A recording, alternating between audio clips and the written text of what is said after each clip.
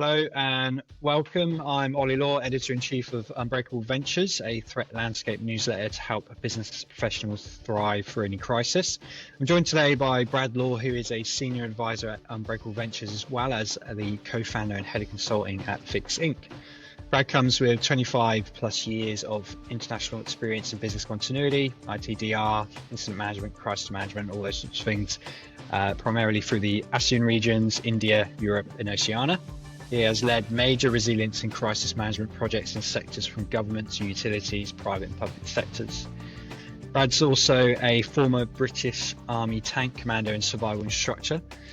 He brings frontline leadership and incident response experience, including during the Christchurch earthquakes, where he helped stand up emergency services for one of our local polytechnics.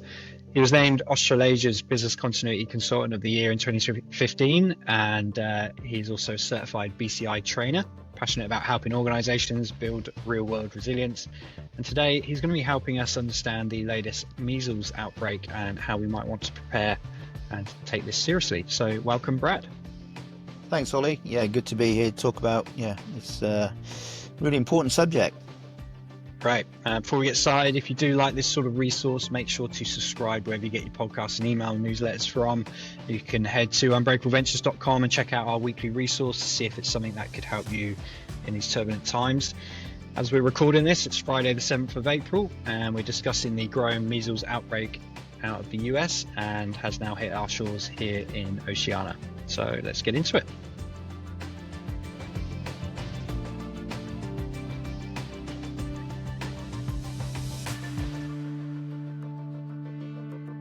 Obviously, you've had quite a lot of experience with supporting clients with COVID when that was kicking off. So this event might not be anything. It might just be an outbreak like we've seen for measles over the last couple of years, or it might be something serious. Either way, as I'm sure you agree, it's always nice to prepare in advance. So in the US at the moment, they're looking at 483 confirmed cases across 20 states as of March 27th. That's up from 285 in all of 2024, which is pretty significant. Texas was the worst hit with 422 cases, but it's probably because of the low vaccination rates and the push to essentially not get vaccinated, which is a bit of an odd one. Linked outbreaks in New Mexico as well, so they've got 48. Oklahoma's got 10. Over this side of the world, we've got Australia with 30 plus cases in March 2025 alone. Western Australia was exposed to 30 exposures in hospitals, malls, public spaces, those sorts of things. And that's up from 26 cases in 2023. 57 was in 2024, but the trend is rising this year, and we're only in April. So things are looking interesting. What's your take on all of this? Yeah, look, I think the first thing to think about here is obviously a lot of lessons learned through COVID. One of the key ones for me is obviously this talk about pandemic planning. But I've always said that organizations should actually be planning for infectious disease outbreaks. And this is a really good example of that, right? So everyone's familiar with what measles is. We weren't obviously with COVID, but the approach is very similar. It's about obviously having some plans and procedures in place to deal with these outbreaks. Now, as you mentioned, this may or may not go anywhere, but if we've learned anything from COVID, just doing some early planning and making sure that some of the basics are in place is a wise thing to do, really. It doesn't need to cause panic. But it's just about, dusting off those old plans that probably, it's 5 years on now since COVID. So things go out of date very quickly in the BC world. So really worth just having a look at what you've got in place at the moment. But yeah, I think the key one for me, obviously, is just there is definitely a heightened awareness of these outbreaks. And, we talked about this back at the beginning of the year through Unbreakable Ventures. We started to see that outbreak in America. And sure enough, we're now seeing cases in Australia. So it is growing. It is moving, and it is the one of the most infectious diseases known to man. So that does tell you a lot. With the clients that you're working with at the moment, are you seeing them taking this seriously? Is there a buzz around getting out old pandemic plans, or is it generally that they're kind of happy to see how it unfolds? Yeah, I think there's a kind of 50-50. There's always clients that are more proactive than others. Um, but certainly we've been reaching out just to, I guess, remind them of the importance of doing that. And, technically, this is just another potential business disruption which you can plan for through various components of your BC plan. So it's not as if organizations need to be reinventing the wheel here. They should already have things in place that can cope with this. As an example, people having to potentially work from home, right? We should be very good at that now. So it's a case of just going, right, if we are moving back to that, what does that look like? Yeah. And you mentioned the COVID plans and obviously the processes we've been through there, 5 years ago now. Are those plans still relevant today? What kind of work might we want to be doing if we are pulling that out? Could we still use that plan as a starting point, or do we need to kind of treat that as a draft and redo it? Yeah, obviously there is some crossover, but the symptoms of measles, different fever, coughing, red eyes, obviously blotchy skin. So there are obviously differences, but hygiene is hygiene. Health and safety protocols are the same. Just awareness of potential infections, all of that stuff's transferable from your old plans. Obviously, your old, and this is why, I go back to what I said at the beginning, having an infectious disease plan as opposed to a COVID pandemic plan, a measles pandemic plan. You can create a plan that, well, you can use across these different outbreaks because, it's measles this week. What is it next month, next year? So really, yeah, first step is to get it out, have a look at it. Your contacts in there, like health department, they're going to be the same. So those things that are in that plan are going to be already useful to you. So you'd be surprised what you've got in there, how useful that's going to be. So with all the information that's coming out of probably more so the States, I know Australia has been doing a bit of coverage, but there's already been a sort of buzz or conversation around this due to the new Trump administration's kind of feelings toward vaccinations and um, talking about JFK Jr. in particular here. What are you seeing in terms of maybe misinformation, anti-vaccine sentiment? What kind of impact might that be having on maybe some staff or businesses who are trying to decide whether they need to act on this or not?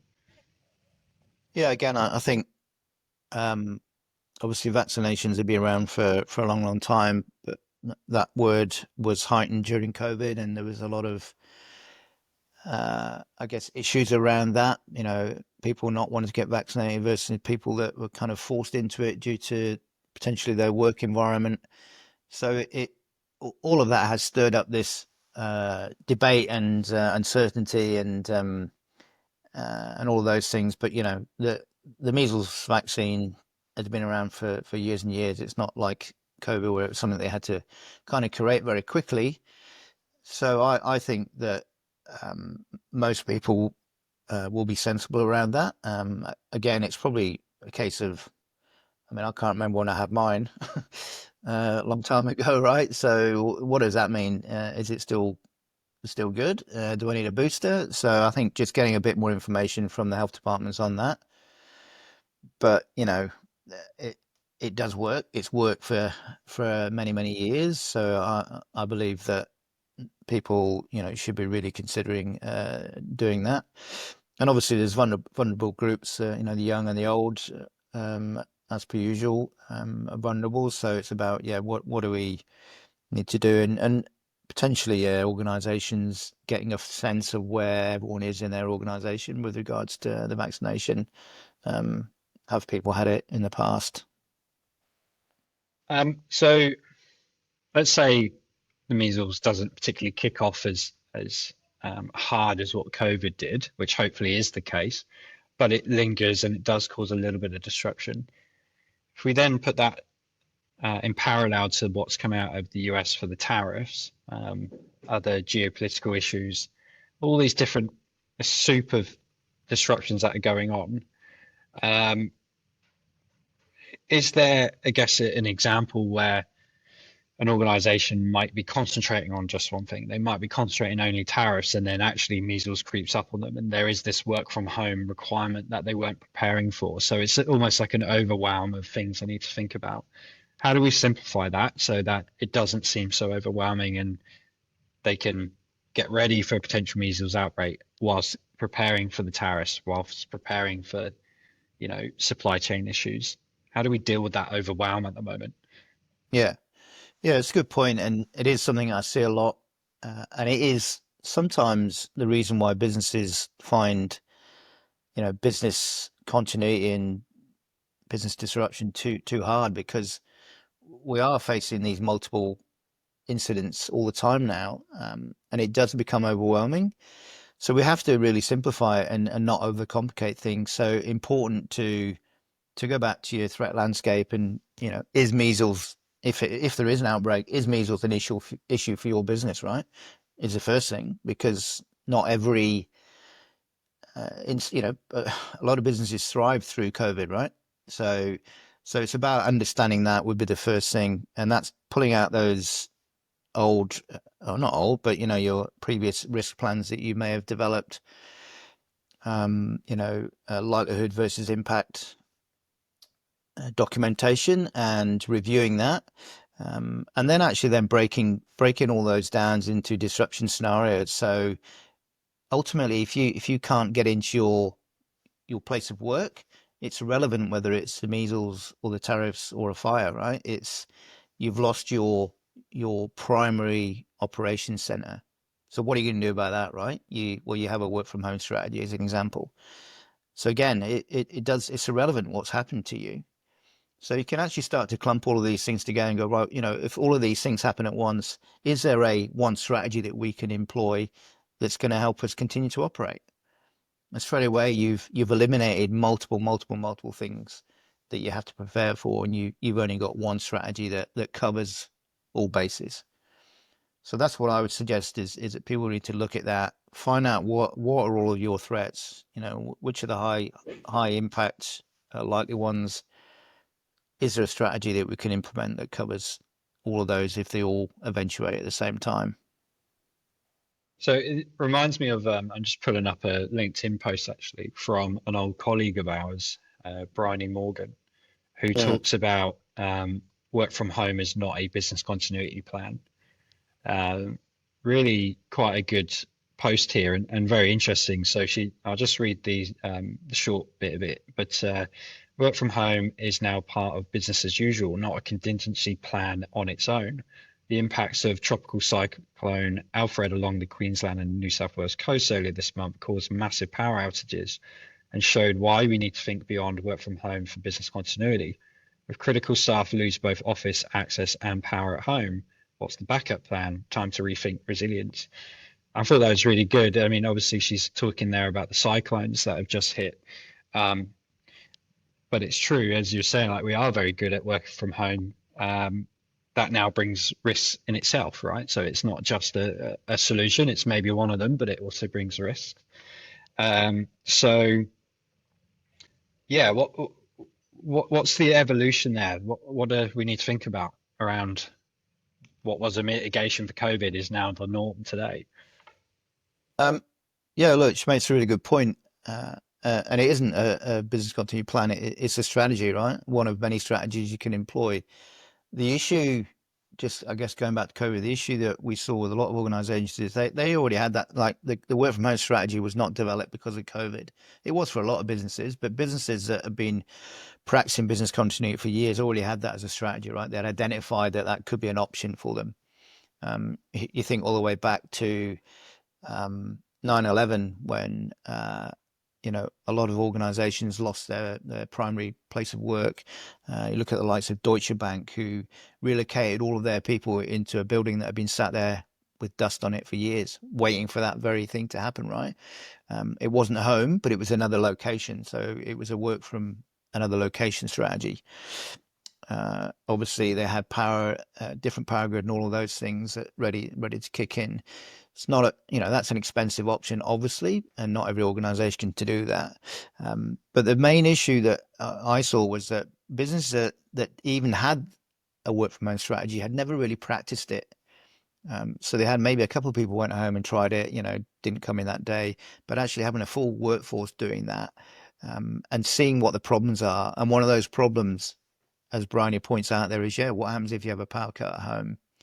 So we do have to think beyond just having a strategy. Work from home was always a temporary option anyway. It was never sustainable. And we saw that during COVID, where people realized that they couldn't work from home forever, and they had to, or wanted to, come back to the office. So just those sorts of things should have invoked businesses to kind of, post-incident review that strategy and go, right, what were some of the problems we had? And maybe power was a problem for some places, and you should, right, what do we do then if we can't operate like that? So we do have to think beyond implementing a strategy and then not really testing it and making sure it's robust, because potentially there are other things that then can disrupt that strategy, and it's hard. It's not every business can have an alternative location, but is there options for you to outsource to a even to a competitor for a short period of time, right? If it means the sustainability of your business, can you outsource your activities to someone else? And we saw that during the Japan earthquakes back in 2011, where some businesses lost their manufacturing, so they outsourced it to completely different businesses who managed to create a widget that kept them afloat. So we really got to think outside the, I don't like that term, outside the box, but it literally is. It's like, don't just be happy with what you got. Really test it, really validate it, really make sure you've thought of everything as much as possible. Yeah, the Japan example is a good one. I remember both here in Christchurch with the mosque shootings in March 2019, I think it was. How, obviously businesses just got like competitors that went out the window. It was like people were going into each other's offices, and but then on the other side of things, you had the earthquakes where, the manufacturers were sharing just even storage space at no cost, and ultimately, I hate to say it, but sometimes helping out your competitors helps the whole, right? So it is definitely a plan that should be considered. When we talk about pandemic plans, because I really feel from what I'm seeing is that particularly this year, we're only into the fourth month, but like things are busy. People are already overwhelmed. They've got a lot of projects. A pandemic plan, is it separate to a business continuity plan? Is it a part of it? Am I now adding more work onto the development of my BC plan for this year? Or can I somehow put it into one project where they kind of complement each other? What's your thoughts on that?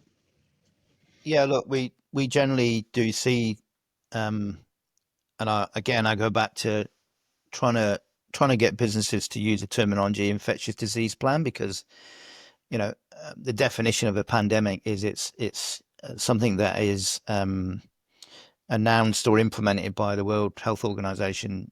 Basically, I can't remember the numbers, but there has to be a cluster of infected people across multiple regions, which takes it to that level of pandemic. So it's very rare. I'd be very, very surprised if we had a pandemic measles outbreak, because that would mean millions of people. So it's more about, what does our infectious disease plan look like? And that doesn't need to be overly complicated. It can be a subsection of your BCP. But again, the strategies in that plan could be outsourcing or working from home. Don't come into the office because it's infected. That's BC, right? And that applies, as I just said a minute ago there, to multiple things that disrupt your business. But there's certainly nothing wrong with having a separate infectious disease plan, particularly if you've got a complex business, manufacturing business potentially, or a business that's across multiple regions.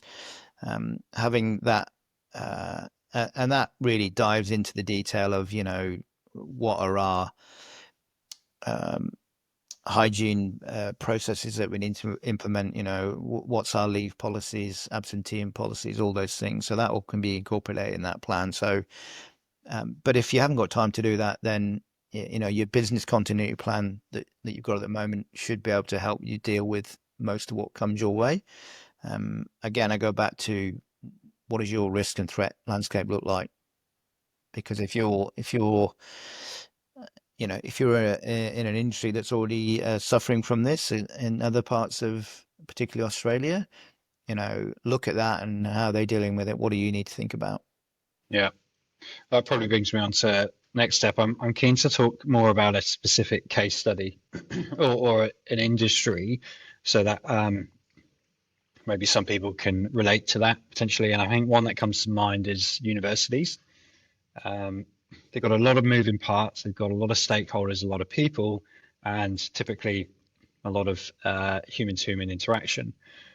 Whilst there is an element of being able to work remotely, which is what we saw in COVID, most aren't at the moment. And in fact, actually, it's kind of the start of the new semester as well. So if we take a university, particularly in Australia, and there are students that are testing positive, what's your advice there? What's the first thing one of those unis should do if that's been brought to light? And I'm sure they've got some sort of plans that are there from COVID, but just for the sake of this conversation, what do you think is the number one first thing they should be doing? Yeah, I think obviously identifying the source. So potentially, where have these students been? Are they, international students that have just come in, or have they been doing any sort of traveling, in field studies or whatever it may be, something like that. So just, yeah, understanding where that has come from.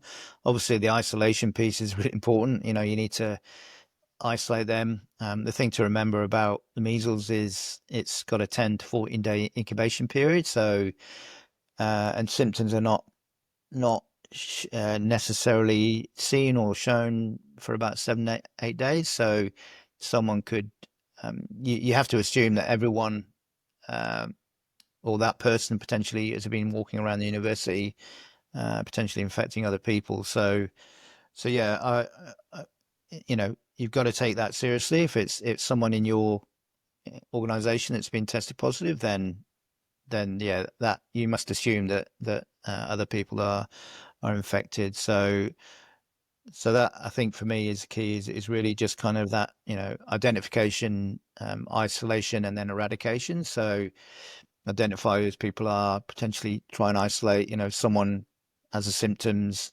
they're on campus, have somewhere where you can take them, where they can be comfortable but isolated from other people, and then implement an eradication. So that's about, obviously, getting them off campus. So as a minimum, there would be those three things to quickly consider: identification, isolation, and eradication. That's what you want to try and achieve as quickly as possible, and then obviously implement your plan that you have for dealing with the outbreak, the disruption to the organization. What does that mean now if we have to shut down the university to contain this? What are your BC steps in place for that? And as you said, a lot of that remote teaching capability is there. So again, it's been able to invoke that quickly. Yeah, sure. And I suppose, actually unis are quite high risk here, as much as it being an example. So, is there any sort of final comments you'd make around how a uni or a similar sort of organization of that scale, what they could do this week to just, start getting prepared, and what positive step could they take? You mentioned obviously at the start of the chat that it's about dusting off the old pandemic plans. So is that one of the first things, or is there anything else they could do? Yeah, I think definitely get a clearer understanding of where the outbreaks are, and how potentially that has been growing. And obviously there's a lot of information online around that. Always refer to the correct authorities around this. The health departments, Australia, New Zealand, the World Health Organization always has a lot of good information. So really being across that initially, and the way to do that then is to assign roles of responsibility around that. So who are the people that are going to be doing that investigation for you? Assigning those roles, who's responsible for emergency response. So when I talked about that, identification, isolation piece, who would invoke that? Do they know what they need to do? Is there any PPE that we may need to have, make that more safe? So start to think about all of those things without obviously going over the top and overreacting and shutting businesses down straight away is not always the best approach. It's about really taking your time to think this through and just start putting in the necessary steps. So when then something does happen, you can react very quickly to it. So if you haven't thought about all those things around who's doing what documents we need, what's happening this week, what are our critical things that are happening this week? Is it exam week? Is it graduation week? If something breaks out, what are we going to do about that? How are we going to still have that activity take place? So really just having a bit of a focus on where you're at, and also succession planning, right? What if we do lose 3 critical professors or whoever, how are we going to cope with those not being available all of a sudden? So it's really about looking at where you are, time of year, what's happening, and just making some even short discussions around that can make a massive difference to when all of a sudden you realize you've got someone walking around the campus that's got measles, right? Yeah. If you haven't done all of this stuff, it's too late, right? You're on catch up. So this is happening. This is not just another measles outbreak. I think it's definitely getting some momentum compared to what we've seen. And potentially people could argue a lot of that is due to COVID and the fact that, the US has definitely eased off on vaccinations for measles. That's data that we definitely have. So yeah, we definitely need to be taking this seriously and starting some early planning. Yeah, great stuff. All right, well, thanks for your time today, Brad. It was good to chat and catch up about that. I mean, obviously, these things can escalate or they might die off, but it never hurts to be prepared. So appreciate your time there. Yeah, absolutely. That's all it's about. If nothing else, it's a good excuse to review what you've got, remind people of what you've got, give some confidence back to your business, to your stakeholders, use it as as a training activity, if nothing else. All of these things that happen can benefit your business because it just reminds people of the things that we need to have in place. So this would not be a wasted activity for any business if nothing came to fruition. Yeah, absolutely. So on that note, if anyone watching this needs help navigating any threats or supporting in building a plan to protect your business, people like Brad and our other advisors who collate these insights and provide the advice, they're here to help. So head over to unbreakableventures.com to book a complimentary chat with Brad or any of our other advisors. They're pretty much free, good to go today. So if you did also find this podcast useful, consider subscribing to Unbreakable Ventures, share it with your LinkedIn communities or wherever you contact and connect with your peers. It does help spread the word. After all, resilience is about community and communication. Thanks again, Brad. Until next time, stay curious, stay informed, stay safe. Thanks, Ollie.